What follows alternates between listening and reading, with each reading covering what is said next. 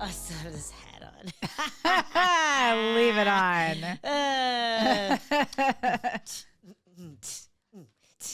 Oh my God.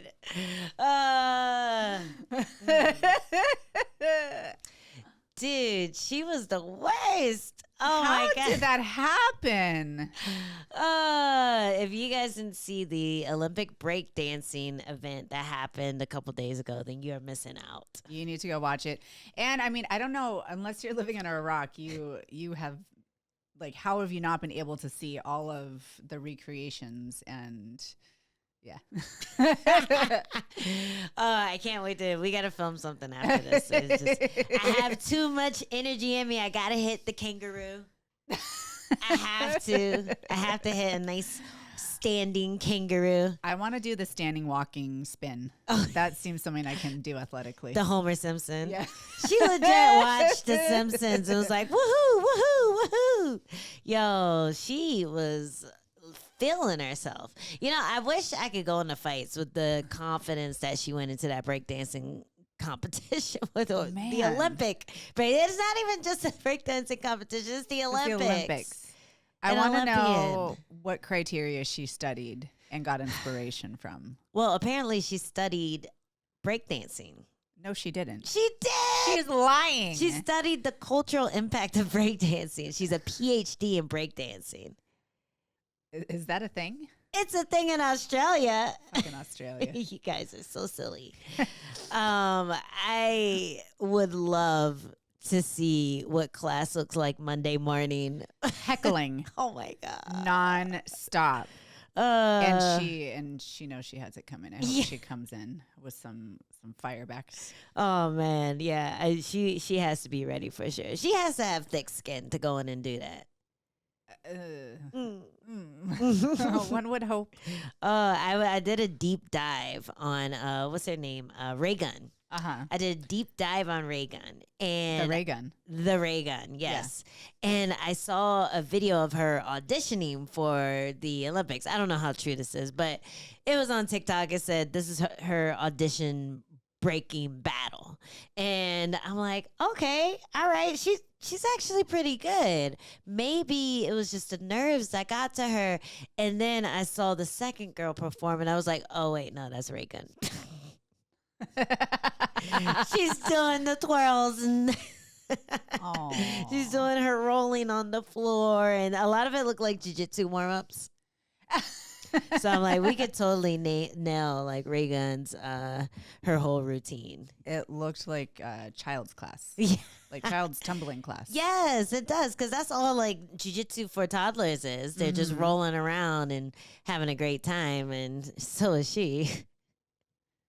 Not anymore. For Raygun. I think she'll have a good time for a while. Hey, for what it's worth, I don't think they're gonna have breakdancing in the 2028 Olympics. I don't know if she single-handedly brought it down or if there was just a lot of scrutiny. Because even when you looked at like the people who won gold, silver, bronze, people are still talking shit. Yeah, it was the first time it was in the Olympics, right? Yeah. The first and the last. Yeah. It surprises. It just keeps surprising me, these things that are in the Olympics, and yet jiu-jitsu still is not in the Olympics. Jiu-jitsu isn't in there. It blows my mind. Muay Thai isn't in there either. It blows my mind. Yeah. So they had like a campaign for Muay Thai to be in the Olympics this year. People were really excited about it, I guess. My brother hit me up about it like, hey, Muay Thai is going to be in the Olympics. Why aren't you there? I'm like, I didn't hear about this. So I looked it up, and yeah, they did like demonstrations. They had people doing the Muay Baran stuff. You've seen that, right? Mm-hmm. Where they like jump up on the knee and hit the elbow, and they're wearing the rope wraps. And then they had some people actually fight each other, like in the kind of taekwondo gear with the headgear and shin guards, and they're doing Muay Thai, like a watered down version, but it's Muay Thai in the Olympics. I'm like, okay, cool, but you didn't really see any of it anywhere. So I'm wondering how successful that campaign is going to be. It's strange that they were ready to display breakdancing, and yet they weren't ready to display Muay Thai. Yeah, it's a combat sport. There's no way it's going to be boring. Yeah. No way. And there's a good chance that you're actually going to get people who are some of the best in the world at it, as opposed to like someone's brother that can kind of break dance. As opposed to Raygun. As opposed to, I'm sorry, girl. could you imagine accidentally, like, just talking your way into a Muay Thai fight? No. For the Olympics. No. What would that look like? That wouldn't happen. You get knocked out. It's dangerous. You would get knocked out even with all that gear. You'd get destroyed. So yeah, that's really wild that happened. Hopefully Muay Thai makes it in next time. They can swap out breakdancing for Muay Thai. Yeah, make room. Yeah, jiu-jitsu would be a great one. I think that's a regulation size platform too. Like, you know, mat space, ring space, like they're set up for it. You know, they have space for it. They have all the space. And then with jiu-jitsu, they have wrestling, they have judo, they have all these mat sports. I can understand that more than people wanting like MMA or right. Or what's it called? What gosh darn it. Which one? I spaced. MMA or I'm having what? a blonde moment. What Sambo? No. What's that's in the Olympics, isn't it? Combat Sambo? I don't think so. Okay, no, never mind. No, but Sambo is another one that would be a great Sambo, fit. Yeah. Sambo.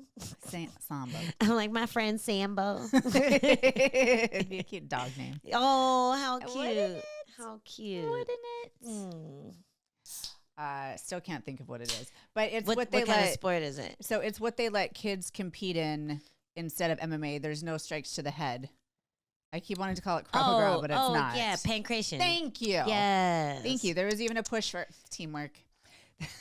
She hit the sprinklers. I know. I like, see, I can do that. I could have been a contender. Oh my god. Could have been in the Olympics. Yeah. Pancration would actually be a good one because it's really safe. You're not worried about It's easy to point. Yeah. Yeah, it's easy to have a point scoring system. Mm-hmm. And it you still show the skills that are required to be a blah blah blah to be a good break I'm rubbing off on you. It's Raygun. It's the Raygun outfit. Got me all nervous. I can't perform. Can't do my moves. Yeah, I would definitely like to see those in the Olympics. They have some wild ones. I saw a cool video of a chick shooting. Like they did like I guess it was a long distance shooting one. She had a revolver and it looked really cool. She had like these cool glasses on. USA cleaned up in a lot of areas, but yeah, it seems like the only ones people really care about are like wrestling, gymnastics, swimming. They don't really care about all the extra stuff. I just don't think it's extra. I think they're traditional martial arts. I think that they hold prestige, and I think would just be a good addition and a good fit. No, that's what I'm saying. I'm saying the random stuff that people don't care about, we could definitely swap it out. Oh, yeah. Remember when they were trying to get rid of wrestling? Yes. That's so crazy. That's insane to me. It's so crazy. It's like the oldest sport that's ever existed. Yeah. Back in the days of gladiators. Yeah. You want to get rid of it? They're getting, oh man, what is it? It's this crazy event, and it actually sounds like something that I would really love. Ooh. So it's a combination of shooting, horseback riding, swimming, running. It's like is that like the pentathlon or something like that? It sounds fun, but they're like doing away with it. And that's one of the oldest like sporting activities in the Olympics. It's been since, the days of the kings and the queens. And I like just heard about this recently. And I was like, man, see, I get so mad that I didn't know about all of these like amazing events that I could have actually been pretty good at. Yeah, you could have jumped right in there. Yes. That's right up your alley. You're like, shooting guns on a horse. I'm your girl. Yes. Like my Sunday. That's great. Maybe next time. Hey, you still got time. There's 4 more years. Maybe they'll keep it. You got to start a good campaign to keep it in there, and then also train for it. Yes. Yeah, you got this. I need to find out where the club is that I can hop in on. I know, right? Where's the adult group that does that? It's like, slow pitch softball. Yeah. There's got to be a group that I can get into. I feel like they don't offer it at the Olympic Training Center near us. Probably not. Well, these fights we should probably talk about, even though most people might have skipped the excitement to get ready for UFC Australia, which is going to be, it's going to be a big one. But we should give these athletes credit where it's due. Their credit, because a few people really performed last night. I agree. Yeah. Who did you see? I mean, I was really excited for Spivac. Sure. No, he had a great performance. I think that the opening fight with Luciano and Alencar, how do you say her name? Talita. Yeah. I thought that was a really impressive. It was a rematch, much like Tybura and Spivac. Okay. And I thought that was a really fun fight to watch. Luciano got super loose and displayed a nice little clinic. Their first fight ended in a draw on the contender series. Yeah. So they got a rematch to open up the card. And I think it was really impressive. Luciano showed a lot of great long striking game and just made it really, really hard for Alencar to get down on her and be effective with her jiu-jitsu. Yeah. When you see these new strawweights, though, doesn't it make you lick your chops a little bit? A little bit. I'm like, she wouldn't do that to me. I wanna see one. You should probably stop shaking your head and fight. You should probably set that takedown up. No, the first fight on Contender Series, Toledo was able to get her down a bunch, and then Luciano was just able to come back really hard in the third round and give her a 10-8. I believe that's how it went down, which is why it was a draw. But in this one, it was all one-way traffic for Luciano. She was having fun in there. She was keeping her away. She was just not letting Toledo get close to her, which can be really frustrating for the shorter fighter, for someone who doesn't really have the striking to be able to close that distance and get into the clinch where she can drag her down to the ground. I think Luciano before was a lot more green, and now she's showing that, hey, I fixed all those mistakes I made in the first fight. She was playing to the crowd, which is something that is hard to teach, because for me, I feel like I shouldn't have to do that to win a fight. I should be able to just punch him hard and the judges see it. But Luciano, she would not just hit her, but she would make faces when stuff didn't work. She'd be like, that kick didn't hurt me. No, she was getting really loose. Yeah, and then like raising her hands at the end. We've seen that work for Rebus. She didn't show the cheek that much, but that might be in her future if there's a closer fight. Just whip that cheek out real quick. Hey, I won that round. But she was super on point with a lot of things that might have cost her the actual win in that draw that they had earlier. I think going into a rematch, sometimes people fall into the mindset that, okay, well, this worked before, this is going to work again. Yeah. Maybe they don't progress that much, but Luciano showed a big leap in filling in the gaps and filling in what did not work in the first one. So I would have liked to have seen, am I saying her fucking name right? Alencar. Alencar. I want to get it right. Alencar. Yes, Toledo.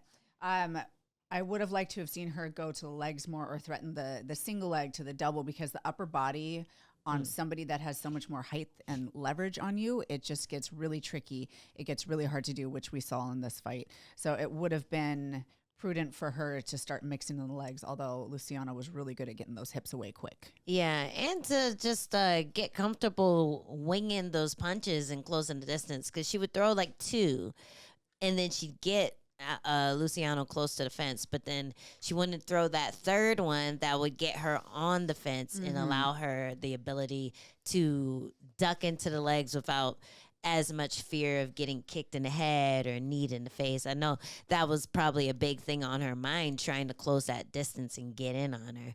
But, sometimes you just got to open up and swing. And especially when you're the grappler and you're fighting someone who needs that space in order to tee off on you. She was giving her the space. She would get in. She'd be right there. And then she'd stop.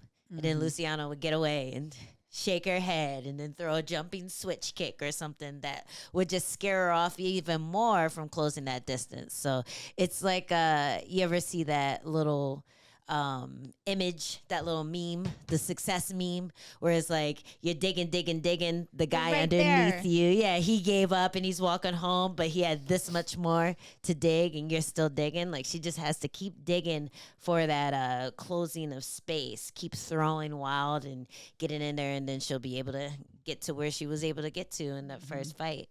But yeah, I just want to talk about Spivac's fight because is this the first time he got a bonus?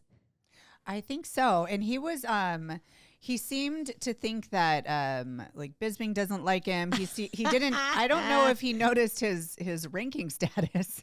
I know. But he seemed kind of bummed on the post-fight interview. Yeah, well, you know, the thing about Spivac, and I don't know if this is still true, but last time I was doing some research on him, he had never gotten a bonus even though he finished a bunch of people. And so he finally got a bonus when he finished Derek Lewis. But if you look at his record, it's mostly KOs in the UFC. KOs, submissions, not many decisions in his UFC record. And yet he only has 2 Performance of the Night bonuses. And he's only lost to Aspinall and Gunn. Yeah, it's disrespectful. There is a lot of green on this record. There's a lot of, I can understand why he would think that people don't like him. Dana doesn't like him. Bisping doesn't like him for whatever reason. Just because of the fact that people don't really talk about him in the way that they would another fighter with the same record, with the same amount of finishes as he has. And the fact that he's only lost to those 2 at the very top of the heap, that says a lot. Like he did good job, man. I'm proud of you. It's always impressive to see the big guys comfortable off their back. He was so quick. He ducked under those punches, got to the back, got Tybura down, and as Tybura was pressing, you know, the top control position into guard, Spivac got him with a quick armbar. Yeah. It was so impressive. It's like almost how you like drill things, you know, it was chained together so precisely. It was beautiful. And I love seeing the bigger guys that are, you know, usually the ones that you assume are going to hunt for those big knockouts and, you know, chase knockouts the whole fight. He just, you know, snapped up an armbar. I love it. Yeah, I love the fact that he called Bisping out for thinking he didn't like him. And the entire time he was setting up that armbar, they were talking shit. They're like, I thought he was going to go for armbar, but that's not a big boy move. And then he goes, what? Snaps big boy move today. Big boy. You must not know who the fuck I am. I'm Sergey Spivac. 2-time performance winner, even though it should have been more. And I like the little wrench that he did on Tybura's arm when he first fell off of the back. I thought it was gonna be bad because we saw a fight earlier where the guy just jumped on top. He was hitting him in guard, and I'm like, ooh, heavyweights in guard. It's a lot more dangerous than most other fighters in guard because they can throw a lot of power, put a lot of weight behind those little punches and elbows. But he was able to grab his arm and almost like armbar it. Like, what do you call that? Straight arm lock, right? When you grab that arm and really put a lot of pressure on his elbow, which had him grabbing for the plum in guard, which is kind of a no-no. And it's also something only heavyweights can get away with because you have so much pressure to put on them. If you're going to do something like that, it's the can opener. Yeah. And you really have to sit your hips up. You have to get almost like up on the balls of your feet and really clinch it in. Even then, it's a little bit dangerous because you can lose balance when somebody starts pushing their hips and off balance and then catch the arm when you're vulnerable, when you're trying to catch your balance. Yeah, and that's exactly what happened. When he tossed his legs up, Tybura flew. Like, he flew forward. Like, he just, like, was on the other end of a seesaw, you know? And that arm, it got, like, snapped up real quick. I was really impressed with that. Yeah, and they said last time that happened was 2020. That was insane. Yeah, it's not a common thing to happen in heavyweights. And then the fight before that, little Chepe versus Damon Jackson. What was the score, 30-25? Ooh, yeah. 30-25. And this is the second fight on the card where there was a big weight miss. Yeah, there were 3 weight misses, but that one was huge. It was 3 pounds, which can mean a lot. Well, Chelsea versus Yana Santos was 5 pounds, and this is not her first time missing weight. Well, that girl looked like she was in another weight class. Yes. Yeah, it looks like when I spar the girl who I think I'm the same size as, but they're a bantamweight. Like, oh, I finally see the footage of the sparring match, and I was like, oh shit, yeah, I am kind of small. Yeah, that one was crazy. Weight classes. Yeah, but I think that Chepe was really able to benefit from that weight advantage because he was smothering Jackson. It's a real thing. It is. It is. Especially when you can see it. Yes.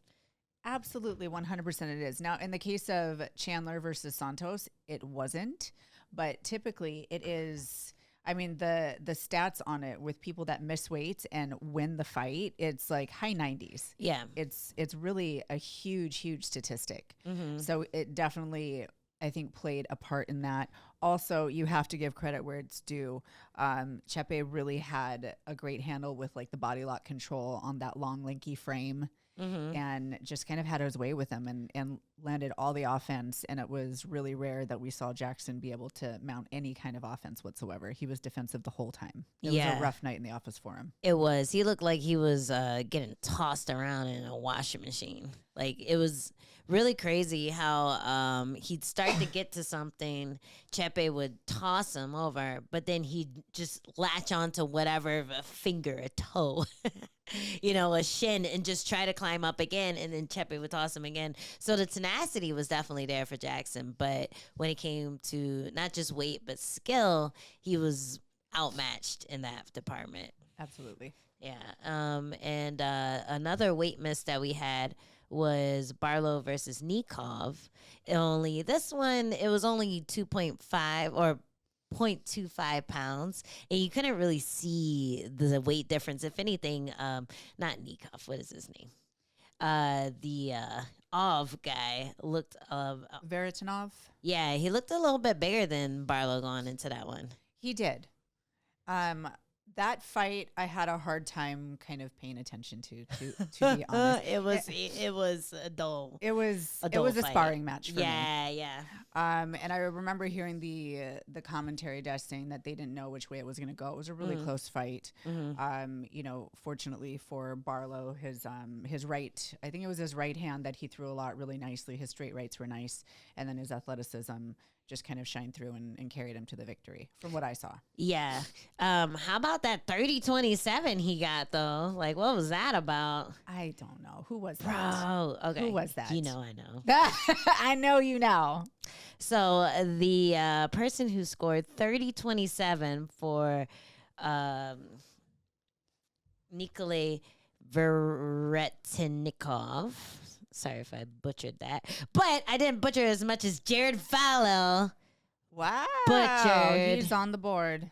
That scorecard. Actually, I butchered his name too. Jaron Vallel. He's actually one of the refs that we've been refed by. Let me see his face. Yeah. Do we have his face? Yes, we have his face. And it made me think of, remember when Tony Weeks started reffing? This guy.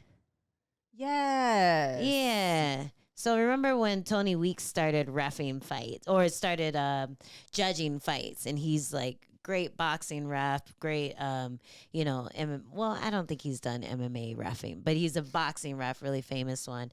And he scored a fight for Davy Grant, and I think he fought, who was it? Kid who was knocking everyone out, and everyone was really excied about him. Kid Yamamoto? And then, no, is not actually, his name isn't Kid. I was like, what other kid is there? Why can't I think of it? But he's back on the win column now. He fought on my last card.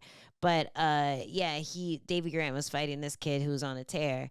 And he scored it for Davy Grant. And it was like 30-27 Davy Grant. But I was sitting right behind him. And I was like, that's not the wildest score, and then everyone online was freaking out like, how the fuck did you score 30-27 for Davy Grant? Maybe it was the angle. It might have been the angle. Whenever I see that it's a ref with like credentials and experience, I always want to give him the benefit of the doubt, but you're definitely on the watch list. First red flag.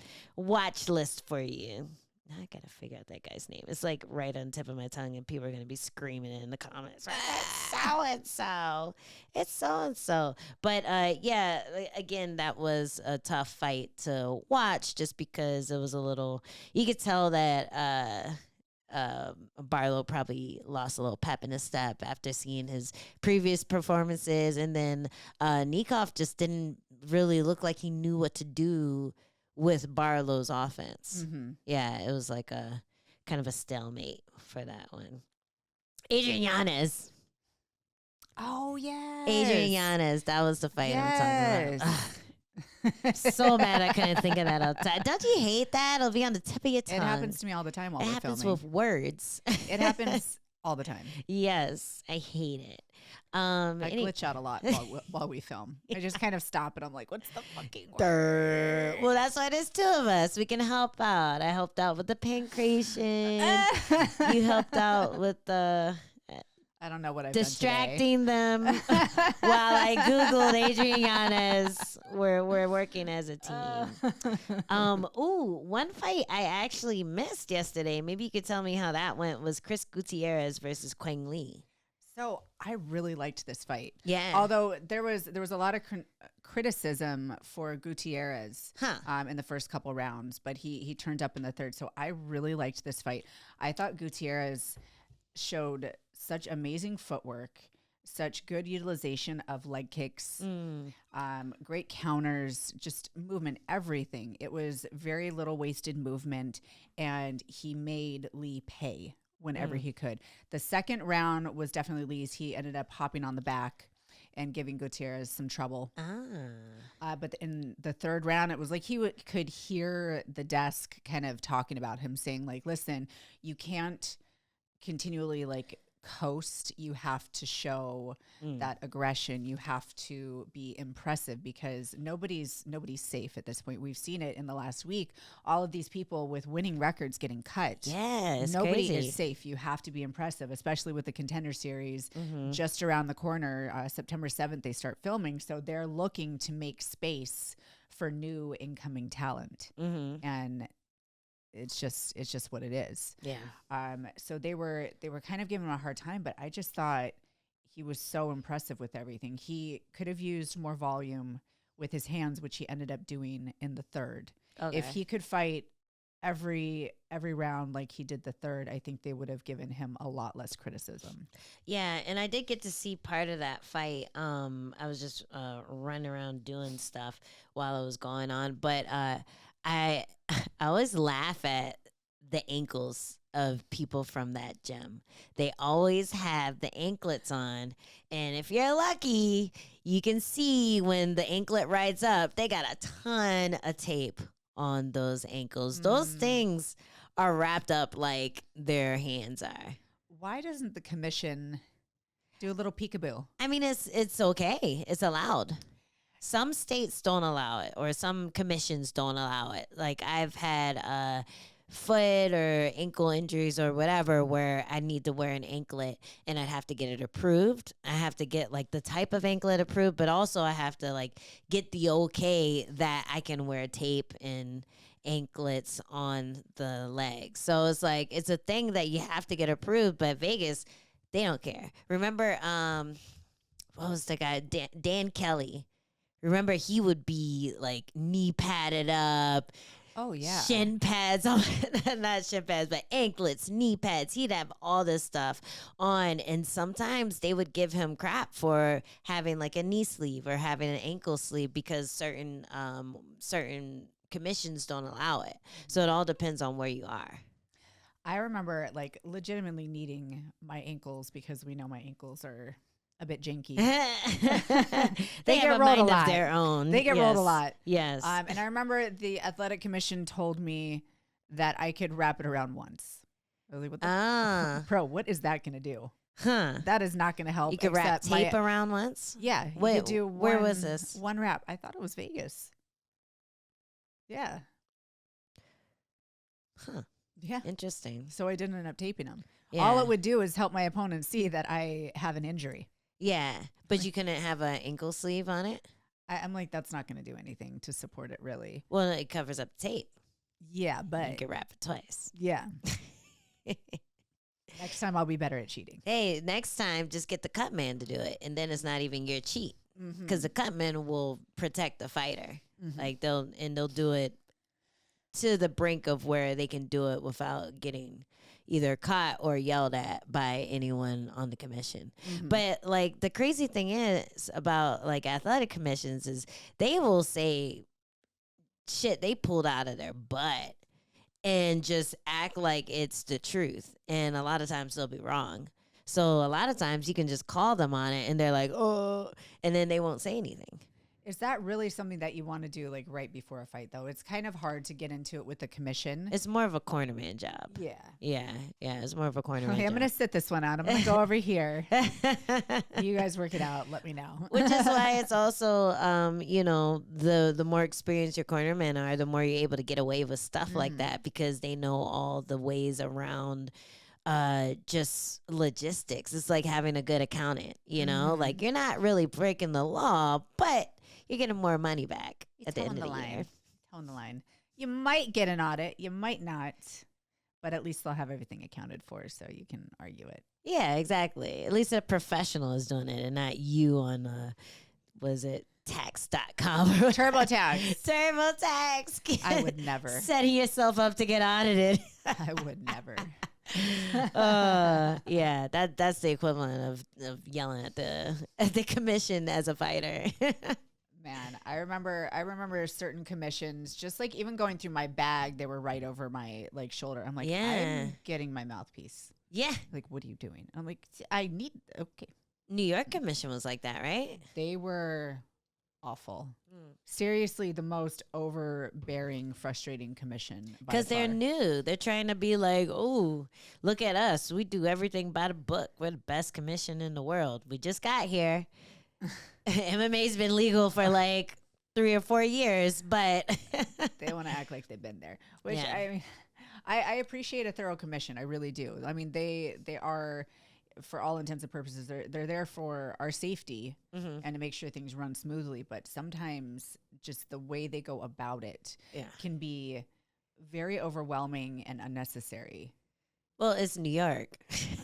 They're all New Yorkers. Why were you surprised? Oh my God. New Yorkers can be like really just like rough and tumble or really sweet. There's no in between. There's absolutely no in between. So yeah, and it's funny. Or a lot of them are from Jersey too. So that's the other problem. We'll blame it on Jersey. Yeah, stupid Jersey. Well, we already talked about Chandler Santos, but I was really impressed with how Santos was able to just keep her mind in the game, not get overly emotional. You could tell she was fighting a little bit emotionally, but she didn't let that cloud her method of attack. She didn't let that stop her from just going in with a strong game plan and seeing it through. She stuck with it. I thought the utilization of her kicks was really amazing, her straight punches. And she, even though she came in looking like the smaller fighter, she didn't let Chelsea's, weight advantage affect her the way I thought it would. Yeah. And that was a big miss. It really was. And I mean, to Santos's credit, she stuck to the game plan really nicely. And then a criticism for Chandler is she stuck to the game plan too much. It wasn't working for her, and she wasn't able to make those adjustments. What was the game plan, though? It didn't seem like there was one. Whatever she was doing was her game plan. It was come in and try and bully, but Santos wasn't having any of it.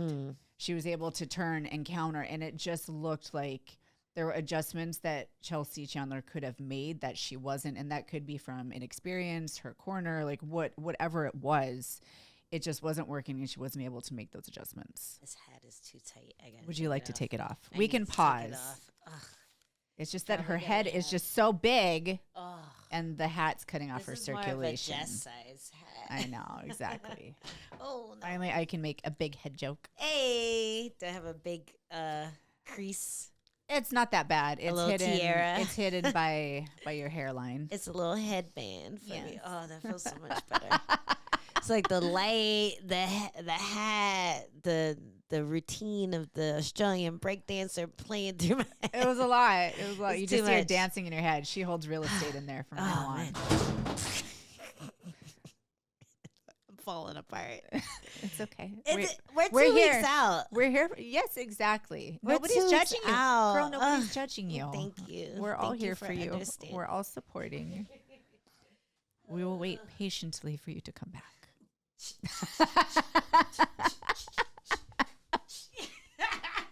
You just wanted to do that. That's why you dropped your phone.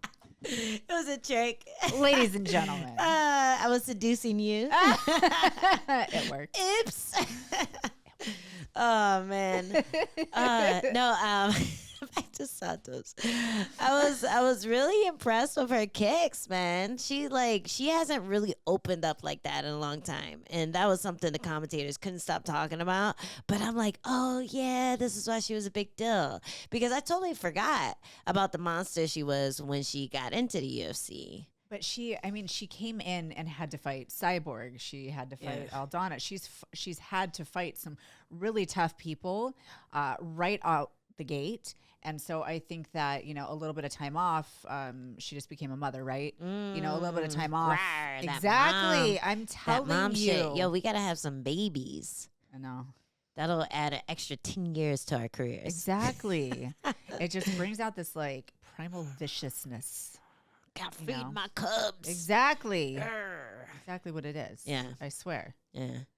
So, yeah, hats off to her. She was really impressive. Her footwork, her kicks, just so light on her feet, so sharp with her strikes.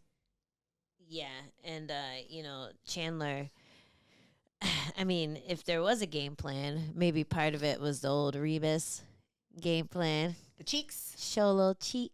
The cheeks. Show a little cheek. Get the judges on your side. She was showing them. They came out. They did. They were like, hey. Especially in the third. Yeah. Especially in the third. No, I noticed. She was really pushing up against the fence and using all her glutes to get that action. I'm really considering wearing those shorts. I just don't think it'll be as cute as Chelsea Chandler's. As Chelsea's. Well, I beg to differ. Hey, guys in the comments.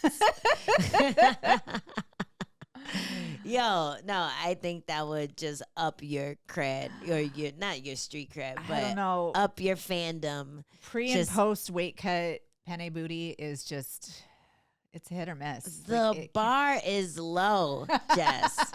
The bar is low. Everyone is post weight cut. There are only a few girls who can plump up to, their former glory, but you'll be good. It'll be a good response, I'm sure. We'll see. We'll see.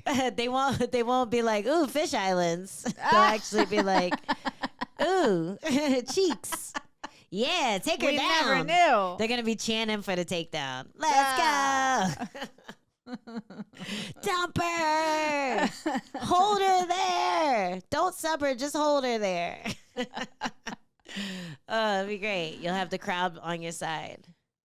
We'll see. Yeah. We'll see if I can muster up the courage. I'm just gonna email the athletic team for you. I'll be like, who are these and why are they already altered? Yeah. Who did this? They'll have like a little peekaboo cut in the side, like those Muay Thai shorts. Mm-hmm. Like, who did this?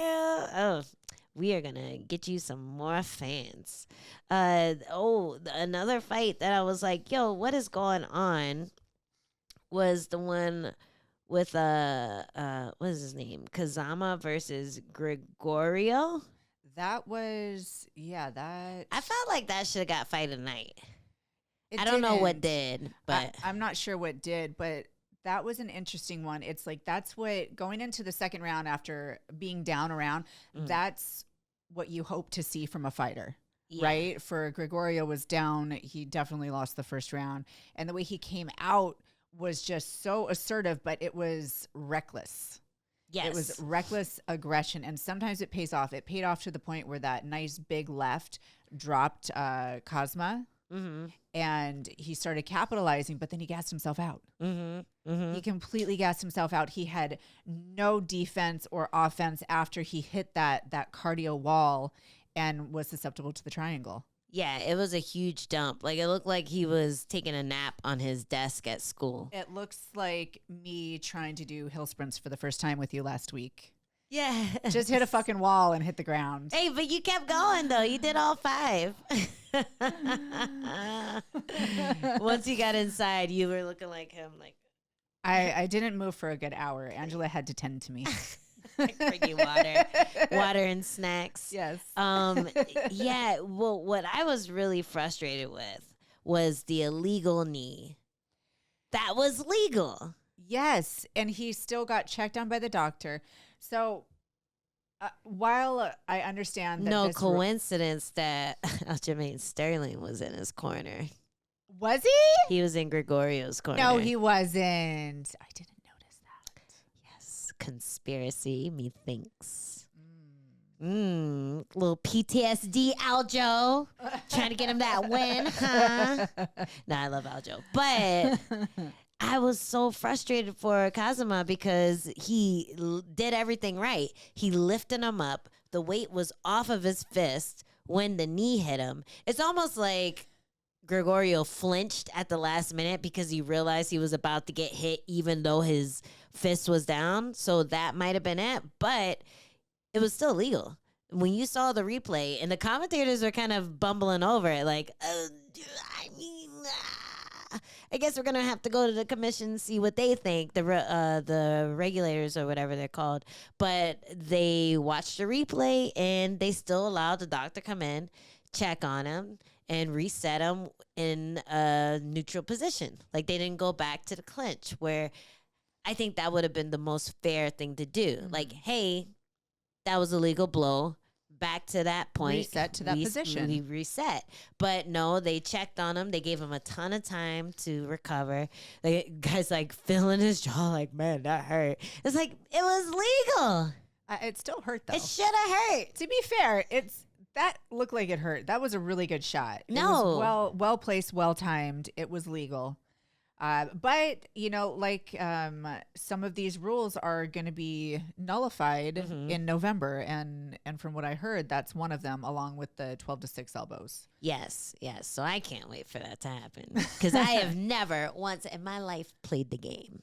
I refuse. And I've never thrown a 12-6 elbow, so I'm excited to try to do that. That might be fun.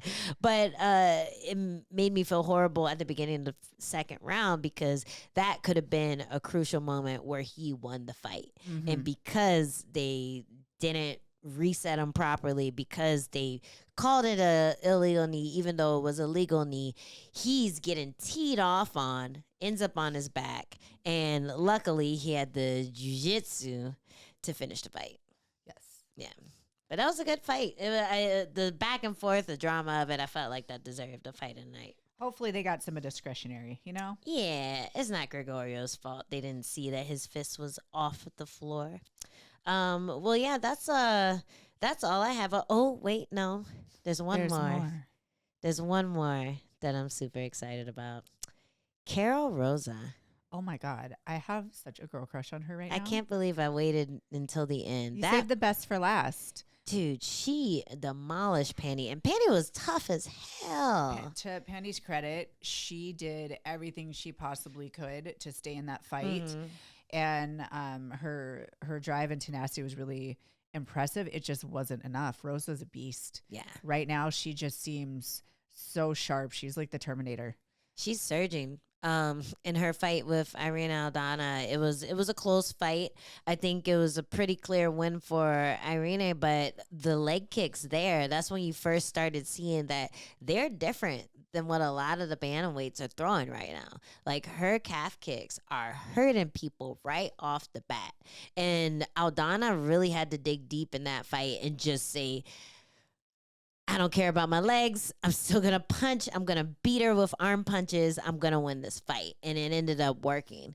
But in this fight, I think Penne was trying to do the same thing, trying to still push through and land her jabs. And every time she threw a jab, that calf was getting cracked. Yeah, it's just it's one of those things that she wasn't making the proper adjustments. And honestly, even if she was making adjustments, I just think it was Rosa's night. Yeah, Rosa was finding ways to hit her no matter what she decided to do. Outside low kick, calf kick, inside low kick, inside kick. Like, she just had an answer for anything that Kianzad threw at her.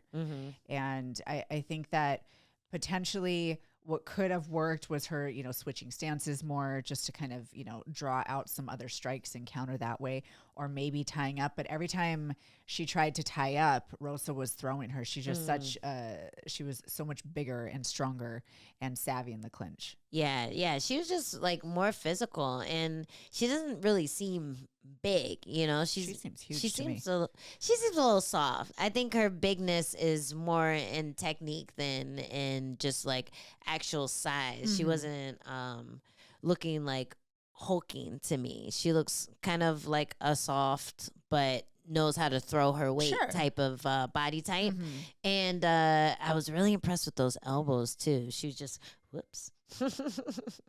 she just knew how to time the elbows really well when Penne would try to come in and close that distance, get to a clinch where she wasn't getting kicked anymore. She would just pop right over the top, pop, sliced her up real bad.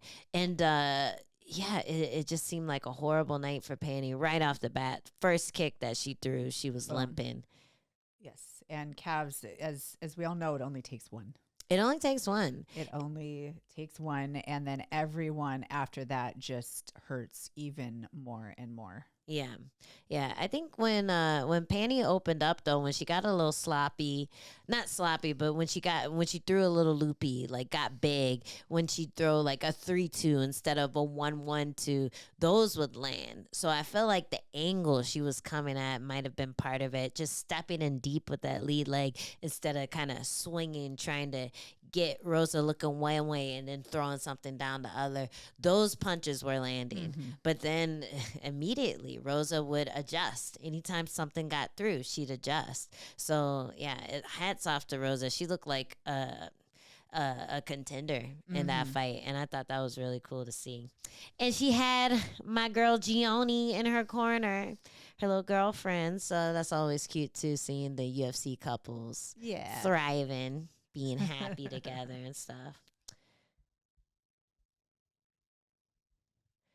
All right, are we ready to cut to our exclusive footage where we're going to talk a little bit about Noche and a little bit about UFC, what is it, Australia? Yes, let's do that. We'll talk about Noche, UFC Australia.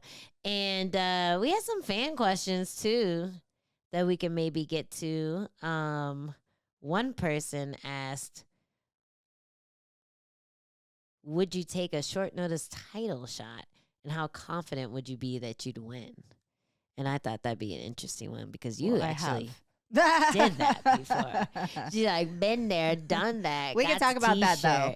But yeah, I thought that was a really cool fan question. And then we have to talk about Alex Pereira's like fake sexual assault thing that happened. We have to talk about John Jones. Yes, announcing his retirement, calling his shot. Yes, and somebody else asked, we don't have to talk about this, but maybe next time. I have it written down, but maybe next time. We'll get to that stuff and more when we return.